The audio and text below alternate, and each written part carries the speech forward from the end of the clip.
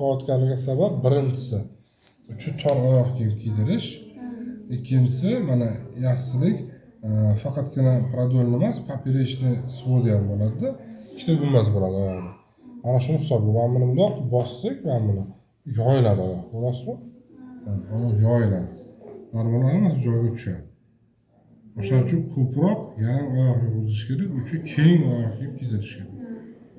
Uchi tor yoki kichkina oyoq kiyim kiydirsa shunaqa bo'ladi. Yana bitta savol bor, masalan, oyoq kiyim olib berishadi. Hozir mana iyul oyida. Olib berdi, shuni dekabrgacha kiydiradi. U kichkina bo'lib, yig'ilib, qiyshayib mana bo'lib ketadi oyoq ichida. Sig'yapti-ku, sig'yotgan yo'q, uni oyog'i og'rib, qiyshayib, zo'rg'a yuribdi. 3 oydan keyin oyoq kiyimni bolada almashtirish kerak. 3 oy bo'ldi, u yog'iga kiydirish kerak emas. Almashtirish kerak. Buniki o'zi to'lgani sal bordi. Yaxshi qol. Yurg'izingchi.